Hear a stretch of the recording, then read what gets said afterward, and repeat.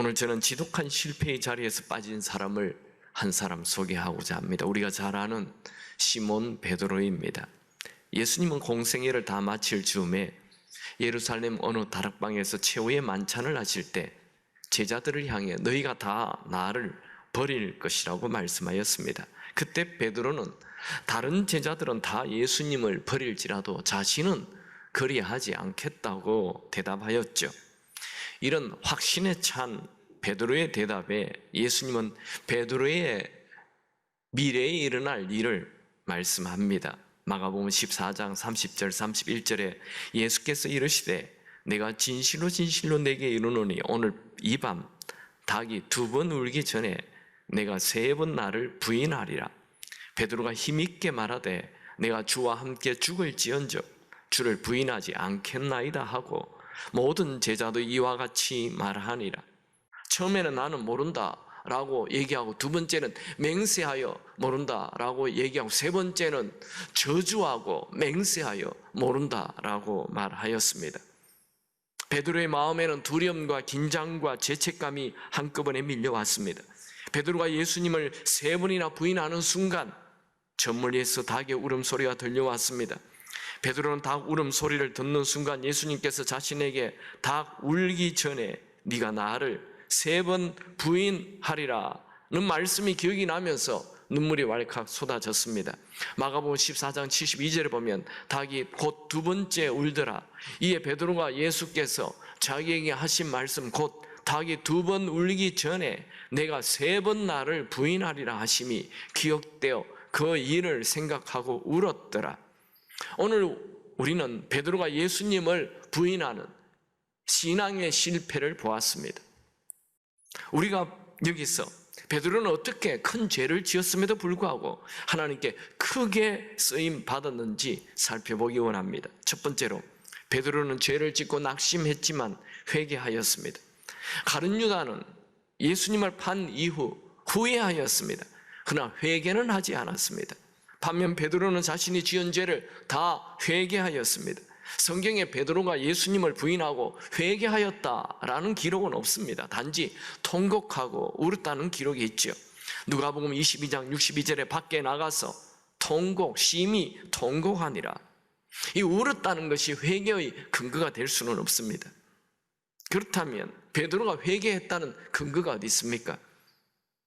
베드로가 예수님을 부인한 것은 극히 개인적인 일입니다. 다른 제자들은 다 도망갔습니다. 물론 요한이 가까이 있다가 조금 떨어지죠. 그런데 베드로가 예수님을 부인한 사건은 사복음서에 다 기록이 되어 있습니다. 요한은 예수님, 베드로와 아주 친한 친구입니다. 10살 이상 차이 나지만 진짜 친구는 약간 나이가 차이 나야 진짜 친구 되는 거 아세요? 제가 우리 친구 목사님 모임 11명이 있어요. 거기는 진짜 친구가 안 됩니다. 다 눈에 안 보이는 라이벌 의식이 있어요. 원래 나이가 같으면 좋은 친구 되기 어려워요. 나이 차이 나면 그냥 쉽게 친구가 됩니다. 베드로와 요한은 늘 같이 다닙니다. 요한은 베드로와 너무 친하기 때문에 베드로의 실수를 자세히 들었지만 그는 그 실수를 적나라하게 기록하지 않습니다. 우리가 오늘 본 이 요한복음에 보면 예수를 나는 아니다 예수를 부인했다 이렇게 3번 나와 있어요. 그런데 마가복음에는 좀 달라요. 마가복음에는 예수를 저주하고 맹세하고 부인했다 이렇게 기록되어 있어요. 아니 요한처럼 그냥 모른다 했다 이렇게 기록하면 안 됩니까? 꼭 저주하고 맹세하여 부인했다 그렇게 꼭 써야 합니까? 마가는 제자가 아닙니다. 예수님의 제자가 아니고 굉장히 어린 사람입니다. 베드로와는 나이가 제 생각에 한 50살 정도 차이 나지 않을까? 굉장히 어린 마가입니다. 이것이 베드로가 회개했다는 근거가 됩니다. 왜요? 마가복음은 마가가 쓴 것이지만 베드로가 마가를 불렀어. 자기가 일어났던, 예수님 보았던 모든 사건을 다 얘기해 줍니다. 그래서 마가복음이 기록이 됩니다. 마가복음은 베드로가 쓴 것입니다. 마가 입을 빌렸을 뿐입니다. 베드로가 마가를 불러서 다 쓰게 한 것이에요. 그러니까 베드로가 예수님을 저주하고 맹세하여 예수를 모른다라고 한 것을 베드로가 마가에게 쓰게 한 것입니다. 내가 이 정도로 예수님을 부인했다. 내가 이 정도로 예수님을 저주했다. 이건 분명한 회개를 얘기하는 것입니다. 자기의 죄를 숨기는 것은 회개가 아닙니다. 자기의 죄를 정확하게 알게 하는 것은 회개의 근거가 되는 것입니다. 그는 공개적으로 자기의 실수를 모든 사람들에게 다 알리고 주님께로 돌아왔습니다. 두 번째, 베드로가 회개했다는 확실한 증거가 하나 있습니다. 그것은 사도행전 2장 38절에 베드로의 첫 설교에 회개하라 라고 말합니다. 사도행전 2장 38절, 베드로가 이르되 너희가 회개하여 각각 예수 그리스도의 이름으로 세례를 받고 제사함을 받으라. 자기가 회개했기 때문에 회개하라고 말을 하는 것입니다. 마태복음 27장 3절 4절, 그때에 예수를 판 유다가 그의 정죄됨을 보고 스스로 뉘우쳐 그 은 30을 대제사장과 장로들에게 도로 갖다 주며 이르되 내가 무죄한 피를 팔고 죄를 범하였다고 하니, 가룟 유다는 자기 죄가 죄라고 얘기했어요. 여러분, 죄를 범하고 입으로만 말한다고 끝이 아니에요. 그 죄에서 완전히 돌았어야 되는 것입니다. 후회와 회개는 다릅니다. 실수하였을 때 후회는 누구나 할 수 있습니다. 후회와 회개는 둘 다 잘못을 깨닫고 인정하는 시작은 같습니다. 그러나 후회와 회개는 끝이 다릅니다. 후회는 자신의 잘못을 알기는 하지만 그 자리에 계속 머물러 있는 것입니다. 회개는 죄를 깨닫고 그 죄를 버리고 하나님께로 돌아오는 것입니다. 끝이 달라요. 지난주에도 제가 나누었죠. 후회는 내가 타고 가는 기차가 잘못된 방향이구나 후회하면서 계속 앉아있는 것이고, 회개는 그 기차에서 내려 올바른 방향의 기차를 갈아타는 것이라고 했습니다. 회개라는 단어는 헬라로 메타노이아라는 말인데, 이 말은 하나님께 돌아선다, 하나님께로 방향을 전환한다, 이런 말입니다. 가룟 유다와 베드로는 둘 다 죄를 범하고 예수님을 배신했지만 두 명의 행동은 완전히 달랐습니다. 가룟 유다는 자기가 지은 죄를 후회하였지만 하나님께로 돌아오지 않았습니다. 그는 제자들의 모임으로 돌아오지 않았습니다. 반면에 베드로는 자신의 죄를 통해 자백하고 곧바로 제자들이 모여있는 마가의 다락방으로 돌아왔습니다. 베드로는 믿음의 공동체 안으로 쑥 돌아왔어 다시는 그 공동체를 떠나지 않았습니다. 여러분, 죄를 범했을 때 관계가 깨어집니다. 이 관계가 깨어질 때 이 깨어진 관계를 계속 내버려두면 그 사이에 사탄이 딱 들어와버립니다. 관계가 깨어졌을 때 빨리 하나로 회복해야 하는 것입니다. 부부 사이도 똑같습니다. 살다 보면 서로 다툴 때가 있습니다. 그 다투었을 때 다툰 채로 떨어져서 어떤 분은 그냥 일주일, 어떤 분은 한 달, 어떤 분은 1년도 말하는 분이 있어요. 진짜 독한 사람입니다. 다투었으면 빨리 돌았어야 됩니다. 빨리 하나가 되어야 됩니다. 중요한 것은 죄를 범했을 때 그 죄가 죄인 것을 깨닫고 그 죄로부터 돌아서는 것입니다. 우리가 회개하고 악한 길에서 떠나면 우리의 인생은 과거와 전혀 다르게 사는 새로운 길이 열리게 됩니다. 우리 인생의 최고의 긍정은 회개입니다. 예수님의 수제자 베드로도 실패하였습니다. 저도 실패하고 여러분들도 실패합니다.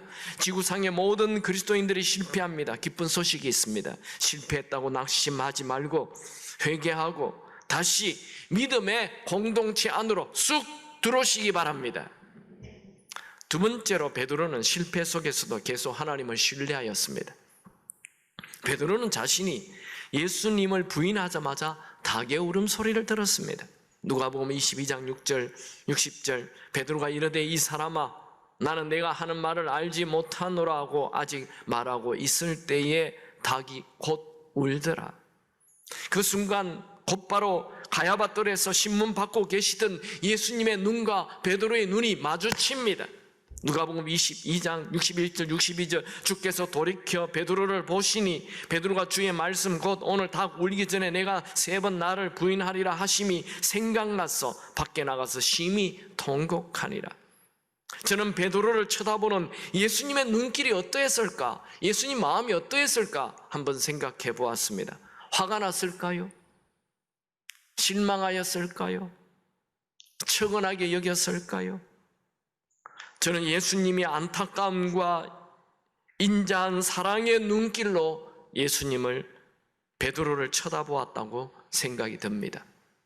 베드로는 예수님의 시선이 부딪히는 순간 예수님께서 오늘 닭 울기 전에 네가 3번 나를 부인하리라 하신 말씀이 생각나면서 이렇게 외쳤습니다. 예수님은 내가 이렇게 될 것을 아셨어. 베드로의 눈에는 눈물이 왈칵 쏟아졌습니다. 여러분, 예수님은 우리의 연약함을 아십니다. 예수님은 우리의 약점을 아십니다. 예수님은 우리의 실수를 아십니다.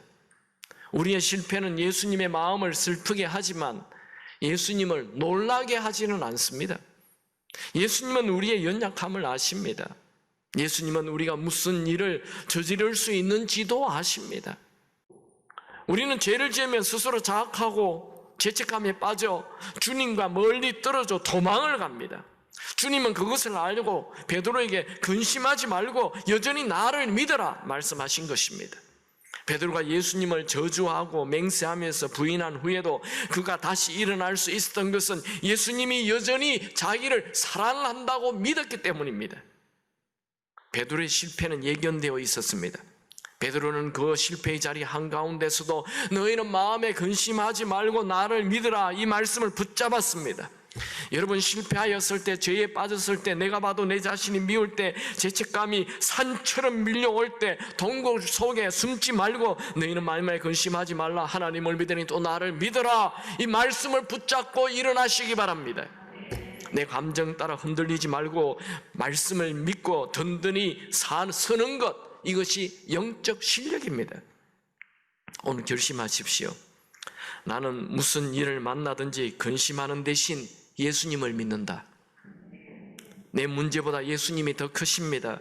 내 죄보다 예수님이 더 크십니다. 내 실수보다 예수님이 더 크십니다. 내 절망보다 예수님이 더 크십니다. 여러분, 모든 염려, 근심, 걱정을 다 예수님께 맡기십시오. 염려 없이, 근심 없이 인생을 살면 정말 인생 살만합니다. 오늘부터 아무리 큰 실수를 해도 근심 제로를 선포하십시오. 여러분, 근심의 자리에 예수님을 채우십시오. 예수님은 실력 있는 자가 아니라 믿는 자를 쓰십니다. 여러분, 천국에 어떻게 들어갑니까? 무엇으로 천국에 들어갑니까? 여러분의 행위로? 여러분의 착한 행동으로 천국 갑니까? 여러분의 실력으로 천국 갑니까? 돈으로 천국 갑니까? 미모로 천국 갑니까? 왜 대답이 안 나오죠? 뭐로 천국 갑니까? 믿음으로 천국 갑니다. 이 세상의 삶이 천국 되게 하는 것, 믿음입니다. 여러분, 죄책감이 밀려올 때 예수의 피의 능력을 믿으십시오. 근심이 밀려올 때 나를 믿지 말고, 내 실력 믿지 말고, 내 돈 믿지 말고, 내 건강 믿지 말고 예수를 믿으십시오.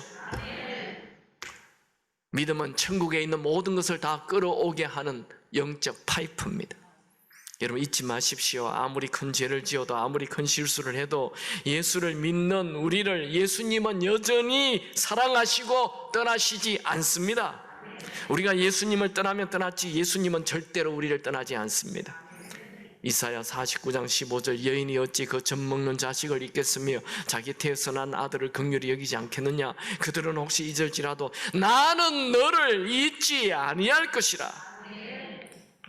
우리가 부르는 찬양 중에 뼈 아픈 눈물을 흘릴 때와 쓰라린 마음으로 단식할 때 주께서 그때도 함께 하사 언제나 나를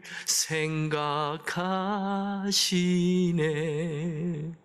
이 찬송한 우리가 넘어지고 우리가 후회하고 우리가 탄식할 때도 주님은 우리를 버리지 않고 함께 하신다는 것입니다. 맞습니다. 주님은 우리의 연약함 다 아십니다. 주님이 우리 연약함을 아신다면 그 문제도 해결하실 수 있습니다. 가장 최근에 예수님의 마음을 아프게 한 적이 있습니까? 최근에 죄에 빠진 적이 있습니까? 중요한 것은 그럼에도 불구하고 나는 여전히 예수님을 신뢰하는가? 그게 중요합니다.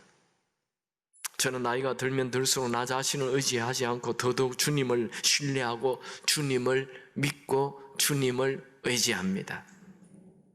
세월 지나갈수록 의지할 것뿐일세. 아무 일을 만나도 예수 의지합니다. 여러분, 나 자신을 의지하지 마십시오. 예수를 의지하십시오. 나를 의지하면 낙심합니다. 절망합니다. 자살할 수밖에 없습니다. 그러나 아무리 큰 실패의 자리에 있더라도 예수를 의지하면 생각지 않았던 일이 일어납니다. 마른 뼈가 살아납니다. 사막에도 강이 생깁니다. 홍해에도 길이 납니다. 여러분, 근심하지 말고 예수를, 하나님을 믿으십시오. 하나님은 하나님을 바라보고 하나님께 헌신하는 자에게 하나님도 그 사람에게 헌신하십니다. 여러분, 룻기 아시죠? 룻은 이방 여인입니다. 그녀는 결혼한 지 얼마 안 돼요. 남편이 죽고 말았습니다. 그녀는 시어머니 나오미가 유대 땅 베들레헴으로 돌아갈 때 자기도 따라가기로 결정했습니다. 이방 여인인 룻이 종교 집단들이 사는 유대 땅으로 돌아가는 것은 위험천만한 일이고 상식적으로 미친 짓입니다. 유대 남자는 아무도 이방 여자와 결혼하지 않습니다. 그러나 룻은 결혼에 대한 생각도 내려놓고 오로지 하나님께 올인했습니다. 여러분, 하나님께 올인하는 자에게는 하나님도 올인하십니다. 룻은 곧 베들레헴 최고의 갑부 보아스와 결혼하게 되고 오벳을 낳고 오벳은 이새를 낳고 이새는 다윗을 낳았어요. 나중에 다윗 왕가에서 예수가 태어나죠. 하나님은 룻에게 다윗 왕가의 할머니가 되게 하는 크나큰 축복을 주었습니다. 룻은 로얄 패밀리의 주인공이 됩니다. 여러분, 아무리 큰 실패를 하여도 하나님께 올인하십시오. 하나님에게 은혜 있습니다. 하나님에게 회복 있습니다. 하나님에게 치유 있습니다. 베드로는 예수님의 용서를 믿었습니다. 베드로는 예수님께서 70번에 7번의 죄를 지어도 용서하라 하는 말씀을 붙잡았습니다. 그 말씀을 자기에게 적용했습니다. 여러분, 우리도 큰 죄에 빠졌을 때 예수님의 용서를 믿어야 합니다. 무엇보다도 예수님의 보혈이 씻기지 못할 죄가 없다는 사실을 믿으시기 바랍니다. 요한일서 1장 7절 그 아들 예수의 피가 우리를 모든 죄에서 깨끗게 하실 것이요. 여러분, 우리 그리스도인들은 완전한 자가 아닙니다. 단지 용서받았음을 아는 자이고 용서받았음을 믿는 자입니다. 베드로는 예수님을 저주하고 부인한 실패자였지만 영원한 실패자는 아니었습니다. 여러분, 우리는 한 번 실패할 수 있습니다. 또 두 번도 실패할 수 있습니다. 그러나 영원한 실패자가 되면 안 됩니다. 죄에 빠졌다고 패배자로 살지 마시고 예수의 보혈의 능력을 믿고 다시 일어나시기 바랍니다. 1984년 미국 LA 올림픽 때 중국 여자 수영 선수가 다이빙에서 금메달을 땁니다. 동작이 유연하고 부드럽고 아주 정확한 모습을 보며 언론이 칭찬을 하였습니다.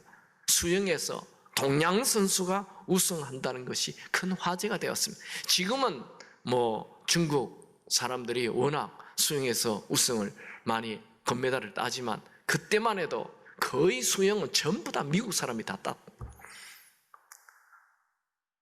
방송 기자가 인터뷰를 합니다. 금메달을 딴 비결이 뭐냐? 그녀는 엄마 때문이라고 말했습니다. 기자가 엄마 때문이라뇨? 되물었습니다. 이 선수는 엄마에 대한 이야기를 하였습니다. 저는 어렸을 때부터 100m 경기를 좋아했습니다. 그런데 경주에 나가면 자주 엎어지고 넘어졌습니다. 그래서 등회 선수가 되면 어머니는 제게 늘 이렇게 말했습니다. 사랑하는 딸아, 나는 네가 1등 하는 것보다 넘어졌다가 일어나는 모습이 더 아름다웠단다. 나는 네가 일어나는 모습이 너무 아름다워서 견딜 수가 없었단다. 너는 정말 아름다운 내 딸이야. 저는 다이빙을 하면서도 자주 실수를 했고 또 사고도 일어났지만 그때마다 어머니는 너는 1등을 하려고 하지 마라. 그냥 최선을 다하면 된다. 나는 네가 운동하는 그 모습을 좋아하고 네가 최선을 다하는 모습이 아름답단다. 나는 너를 보는 것 자체가 내게 기쁨이란다 라고 말씀해 주었습니다. 저는 어머니를 생각하면 다이빙 스탠드에 설 때 모든 두려움이 사라집니다. 마음이 평안해집니다. 제가 금메달을 딴 것도 다 어머니 때문입니다. 이 선수의 어머니의 마음이 바로 하나님의 마음이 아닐까요? 하나님은 우리가 넘어졌을 때도, 우리가 큰 죄를 범했을 때도 여전히 우리를 버리지 않으시고 일어나라고 응원하시며 우리가 일어날 때 가장 기뻐하시는 분이십니다. 하나님은 여러분이 죄에 빠졌다 하더라도 다시 일어나기를 원하십니다. 하나님은 여러분이 큰 실패에 빠졌다 하더라도 다시 일어나길 원하시고 그렇게 되도록 격려하시고 응원하시는 분이십니다. 여러분이 아무리 큰 죄를 범하고 아무리 큰 실패의 자리에 빠졌다 해도 주님은 여전히 여러분을 사랑하십니다. 하나님은 우리의 실패를 소망으로 바꾸실 수 있는 분이십니다. 하나님은 우리가 넘어졌을 때 손을 잡아 일으켜 주시는 분이십니다. 우리가 하나님께 소망을 두면 결코 절망할 일이 없을 것입니다. 하나님 때문에 다시 일어나시기 바랍니다. 잠언 24장 16절 우리 다 같이 한번 읽겠습니다. 대저 의인은 7번 넘어질지라도 다시 일어나려니와 악인은 재앙으로 말미암아 엎드러지느니라. 의인의 특징은 넘어지지 않는 것이 아니고 넘어졌을 때 다시 일어나는 자가 의인입니다. 여기 7번이라는 숫자는 꼭 7번만 넘어지는 것을 말하는 것이 아니고 7이라는 숫자는 성경이 언제나 완전수입니다. 그러니까 계속 넘어지더라도 계속 일어나는 것이 의인인 것입니다. 의인은 넘어지지 않는 자가 아니고 아무리 넘어져도 계속 일어나는 자, 그 사람이 의인입니다. 누구를 믿고 일어납니까? 하나님을 믿고 일어나는 거예요. 예수를 믿고 일어나는 거예요. 성령님을 믿고 일어나는 거예요. 베드로가 예수님을 저주하고 맹세하고 부인한 것은, 여러분, 제가 물어보고 싶어요. 여러분들이 아무리 믿음이 없어도 교회를 다닌다면 예수님을 저주하겠습니까? 그 정도의 죄는 범할 분이 저는 아마 없다고 생각이 듭니다. 예수를 저주해요, 우리가? 예수를 저주하는 사람은 거의 불신자 수준 아닙니까? 그런 사람은 없다고 생각합니다. 그러니까 이 베드로의 실수는 그냥 쬐끄만 우리는 뭐 베드로가 뭐 예수님 모르러 이렇게 했다고 생각, 그런 실수가 아닙니다. 예수를 저주했다니까요. 어마어마한 죄를 범한 것입니다. 지독한 실수입니다. 치명적인 실수입니다. 혹독한 배신입니다. 악랄한 배신입니다. 그럼에도 불구하고 하나님은 베드로를 위대한 사도로 사용하셨습니다. 베드로를 용서하시고 다시 쓰신 하나님은 우리도 쓰시길 원하십니다. 하나님은 강한 자를 쓰시는 것이 아니고 약한 자를 쓰십니다. 내가 약하다는 것을 알고 하나님을 붙잡는 자를 쓰십니다. 말씀을 정리합니다. 넘어졌을 때 후회만 하지 말고 회개하고 그 자리에서 나오십시오. 두 번째, 넘어졌을 때 근심하지 말고 예수를 믿고 하나님의 신실함을 믿으시기 바랍니다. 한 가지만 기억하십시오. 넘어졌을 때 낙심하지 말고 근심에 빠지지 말고 예수를 믿으십시오. 나를 믿지 말고 예수를 믿으십시오. 그리고 일어나시기 바랍니다. 믿음으로 승리하는 여러분이 되길 주님의 이름으로 축원합니다.